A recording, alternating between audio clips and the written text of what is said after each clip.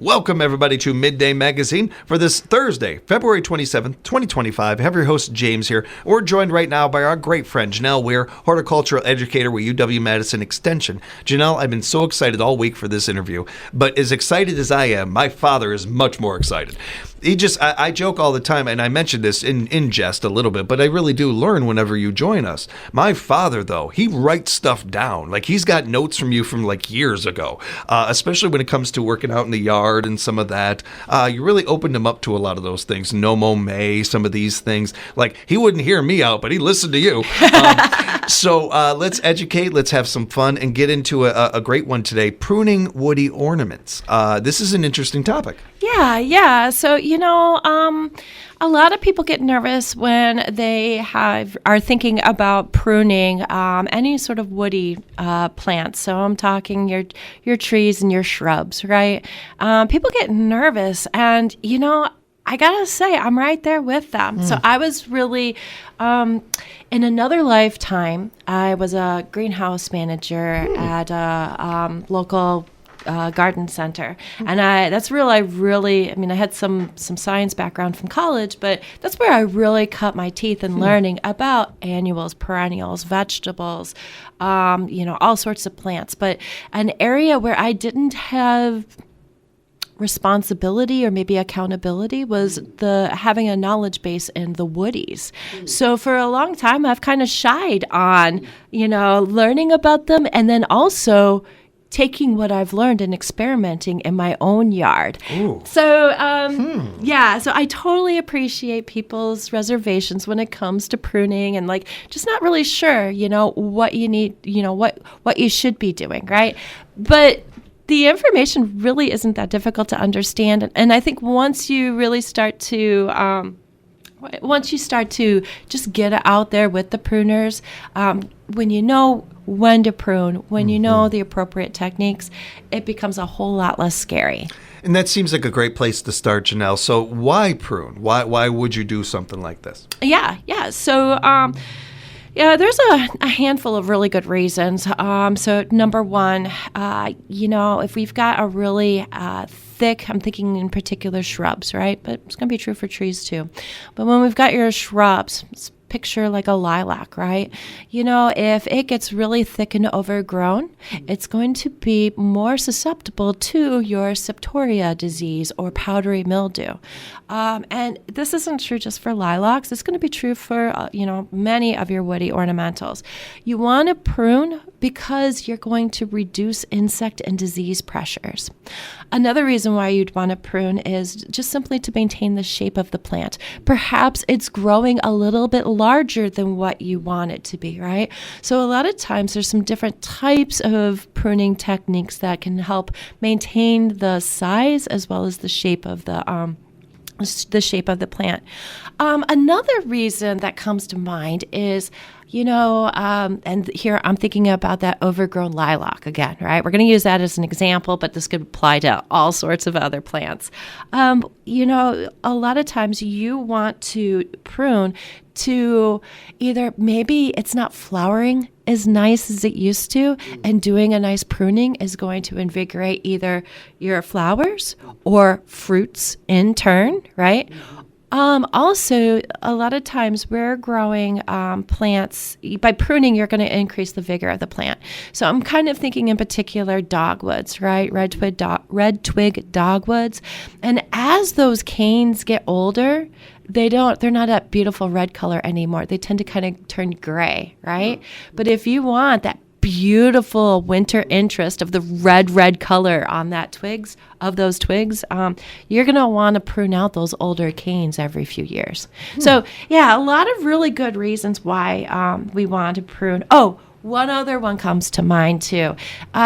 It's just simply easier to prune in the winter when you don't have leaves covering up. It's easier to see the structure, right? Yeah. So a lot of good reasons. Yeah.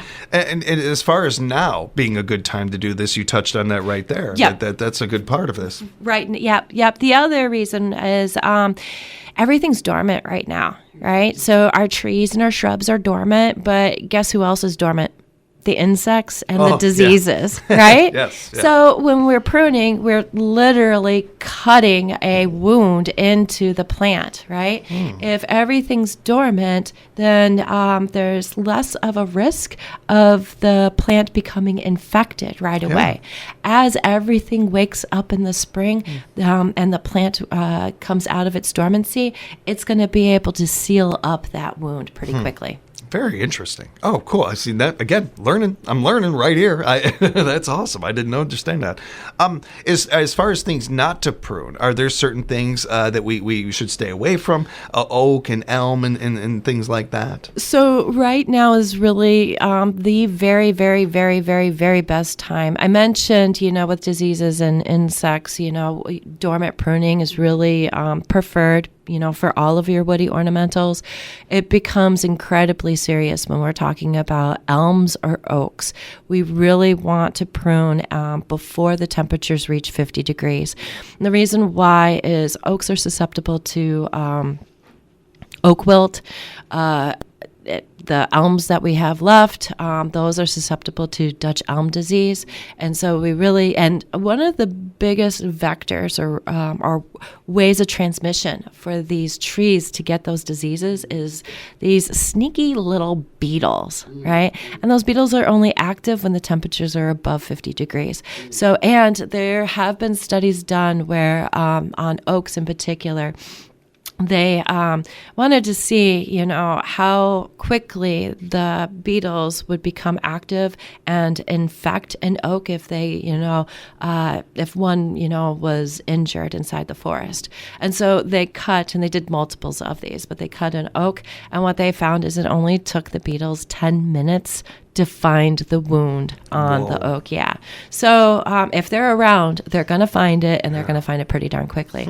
So the very best time, if you have any sort of pruning that you need to do to oaks or elms, go ahead and get that done. Really, I like to shoot for St. Patrick's Day. That's a great note. And I think helps a lot of people with this when you give it a date like that and something to kind of keep in mind when it's getting closer to that. What was it about St. Patrick's? Oh, yeah, that. And, that's a good note. And, I'm mentioning St. Pat's just because it's March 17th, and St. Pat's is an easy day to remember. Yeah. But, it's not a hard and fast. You have to get out there by, March 17th. It's just, keep in mind with those temperatures. Hey, if you got an anniversary around that time, might be a good way to remember the anniversary and this. I'm just saying. But, you mentioned lilacs before. Let's get a little bit into spring flowering and touch on that.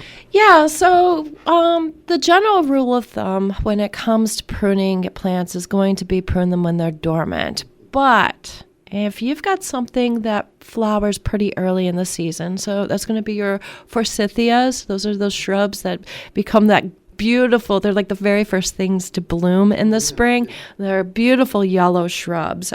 So forsythias, lilacs, mock oranges, viburnums, chokecherries, all of those. It's actually probably a pretty good idea if you don't want to miss out on the flowers to go ahead and wait until they're done blooming and then prune them immediately after. So that's going to be sometime in June, right? What we don't want to do is wait until July to prune because they bloom on that wood that's going to grow from, say, mid-June throughout the rest of the growing season. That's where it's going to set its buds. So you want to prune just as quickly as you can after they're done flowering. When it comes to summer flowering shrubs, those you want to go ahead and prune now. They are going to set the buds in the spring, and then the flowering happens later on in the season. So even if you prune right now, you're not pruning away this year's flowers. Okay, so if you're curious, what are those types of plants? That's going to be most of your hydrangeas, your roses, Japanese spirea, your rows of Sharons, smoke bushes, and potentillas. And as far as red twig, dogwood, shrub willows, some of that? Yeah, so these are the ones I mentioned before that, maybe it's not so much for the flowering that we're pruning them, but we want to prune them to maintain that nice vigor to them, right? And so those, you can prune all of them by reducing the entire shrub. You're going to take out 30% of it. And you're going to remove the canes all the way down to the ground level. Shoot for somewhere between 4 and 10 inches above the soil. All right. So you're taking the entire cane out. Only a third of them, though, and start with the very oldest ones first.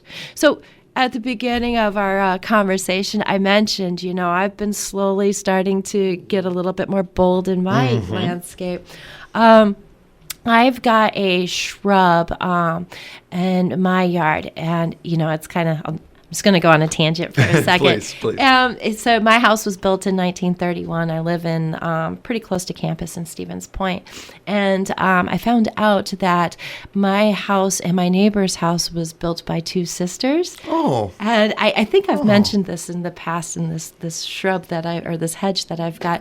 I've got a hedge that separates the two of us. Yeah. And I'm not sure who planted it, because the house had, besides the original owner, it's had multiple owners since before we bought it. But I've always wondered who planted that hedge, because it has got a good 2-inch thorns on it. Ooh. Yeah, so I wonder, how is that relationship between the sisters? Yes, yeah, exactly. First thing I thought, anybody with a sibling, immediately, that's so funny. Some beautiful houses over there, too, by the way, for the history of that. And I hadn't thought much about, I've looked at those houses as long as I've lived over here, but the obviously some of the plant life over there, too, would have some age to it. Oh, absolutely. Some beautiful history to it. That's really cool. Yeah. Huh. So I have been, that hedge has been getting kind of, it clearly needed some rejuvenation. And so for the past 2 years, this year's year number 3, in fact, I've been thinking that the temperature's just about right for me to go ahead and do my yearly pruning. What I've been doing with this hedge is I've been taking out 1/3 of the canes, 1/3 of the oldest canes every year. And what that has done, it has allowed new growth to generate from below. As I'm taking out those canes, those older canes, it's eliminating all of the growth at the top of the hedge. And now I've got better light penetration all the way down in the center of that hedge. So I'm getting all of this new growth coming up. Now, don't get me wrong, it's a little bit of a reset, right? I mean, my shrubs used to be about darn near or about as tall as me, which might sound kind of tall, but the listening audience doesn't know how short I am. All of that said, as I've been doing this over the past few years, I have taken out the much of the height, and I will eventually get that height back as I let that undergrowth slowly, build its way up. So, the bad side of this, doing this process is I've taken out a bit of the height. Luckily, I've got a good relationship with the person that lives in that house now, so we don't need to have the hedge. I'm not I'm not really sold on the thorns, but it's been there for a while, so we're going to let it stay. That's cool. That's very cool. And a great story. Thank you for sharing that, Janelle. So all of that to say is, anytime that you're dealing with some of those, like the dogwood or your shrub willows, you're going to want to take them out only a third at the time. And that kind of goes back to, there's a general rule when we're talking about plants that you want to take off anytime you're pruning, you want to take off about a third of the plant at a time. That's even true for mowing your grass. When you're mowing your grass, you only want to take off 1/3 of the blade, right? So this rule of 1/3, it's going to be true. You're going to see that come up a lot when you're dealing with plants. It helps for people, I think, to give that. Yeah, and then I mentioned getting rid of those older stems, partly for invigorating, but also those are the ones that are going to be the most susceptible to diseases. What I have found in my little adventures the past couple of years in my hedge is some of the canes that I'm removing, I'm realizing, it's a good thing that I'm doing that, because I'm seeing that there is some disease in the center of the stems. How about fruit trees? Let's move on to those. Yeah, so for fruit trees, you just want to make sure that you're removing any dead, diseased or broken branches. And you can do that year round, okay? When it comes to pruning for shape, we want to make sure, or pruning for the health of the tree, you really want to make sure that you're removing this time of year. You want to make sure that you're removing any water sprouts, and those water sprouts are going to be those really vigorous upright shoots. They're the ones that go just straight vertical. All of those are competing with the trunk or the main branches for light, so go ahead and get rid of them. They're not really doing any, they're doing some photosynthesis, but they're not good for the health of the tree. Same idea, get rid of the suckers at the base of the tree. And then take a step back. This is why now's a great time too, is because you don't have any leaves blocking your view. Take a look at it and see, do you see any branches that are crisscrossed or any branches that are starting to grow towards the trunk of the tree? If you have any of those branches, go ahead and get them pruned out too. And as far as bleeders and those go, I want to get into that too with you. Yeah, so some trees just bleed, right? Yeah. When you, especially this time of year, the sap is flowing freely. If you do prune, say, a maple, box elder, a butternut, a birch, walnut, or any of their relatives, if you prune them, what you may find is all of a sudden it's going to start flowing the sap. Don't worry. It's unsightly, but it's not unhealthy. It's not going to harm the tree. If you can't stand the sight of all of that sap flowing, though, no worries. You can go ahead and wait until after the leaves have fully expanded. So they've broken dormancy, leaves have fully expanded, but it's still really, really early in the season. You can wait until then to go ahead and prune. And maples, box elder, similar thing as far as this way. Yep. All of their relatives. They're all gonna be bleeders. Just if you see it, don't freak out. And Janelle, you've done a great job at this throughout the whole conversation, but just kind of zoning in on tips for pruning and touching on that a little bit too. It's really important to disinfect those pruning tools. And you want to do it with, either a 70% rubbing alcohol or a disinfectant solution like Lysol. Make sure that you're cleaning those tools in between each cut. So don't, prune the entire lilac and then clean. You're pruning in between cuts, because if you do have a disease and you go and you cut, you're just spreading that disease amongst your entire plant. Make sure all of those pruning tools are clean and sharp. And, there's a kind of a old wisdom out there that people like to use pruning tars or pruning paints. They're not necessary, and they could actually harm your tree. Yeah. The only time that we recommend using pruning paints or pruning tars is if, let's say, we've got a really bad storm that comes in the middle of summer and your oak has some broken branches. In that case, go ahead, clean up that cut, and then prune that, or you paint that over. That's really the only case that we recommend that. Interesting. Thank you. Janelle, we had some other things that we wanted to touch on real quick before we let you go as well. Yeah, I've got some really cool upcoming programs. I'm super excited. We've got a workshop specifically for Hmong growers, and that's going to be April 26th in 2025. That's on a Saturday. It's from 9 a.m. to 3 p.m. We have a full day planned for everyone. The location's going to be at the health department. That's in the River Rock building.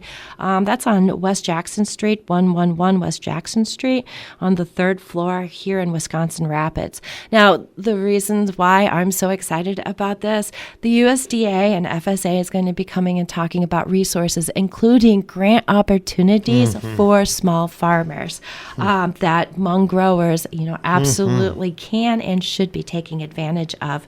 We're going to have the NRSC come and share some of their resources. I'm going to be talking about pest management and also sharing some other extension resources.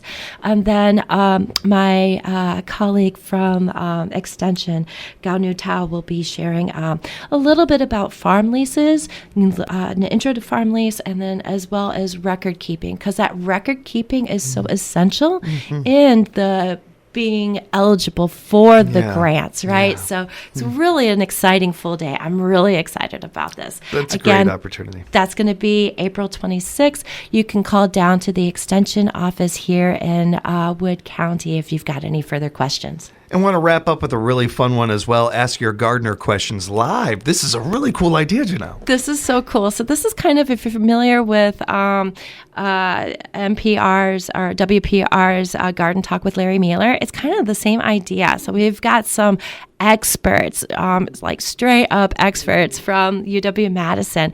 And this is your opportunity to join them live in a webinar and ask your, you get to play Stump the Chump. Ask them your really, really tricky questions.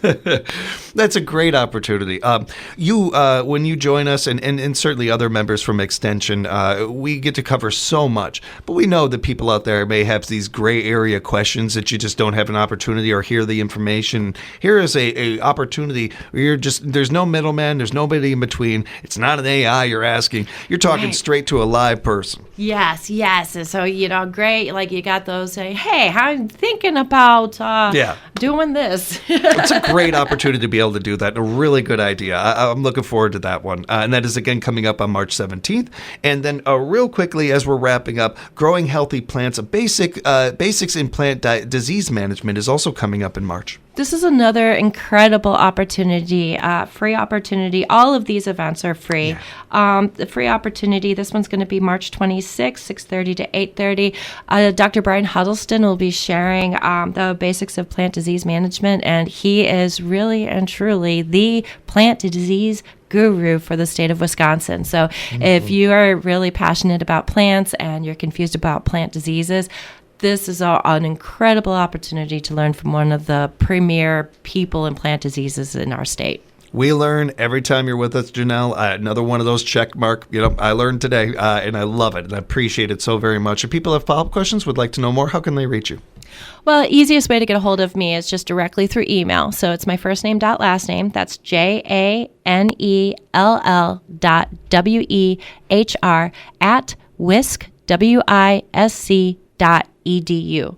Or you can give me a call over at the Extension office. Phone number there is 715-421-8440. Nice. And just leave a message. Tell them that you got a plant question, and they'll put you in touch with me. Appreciate you, Janelle. Say hi to the staff over there for us. You have a great one. We'll see you soon.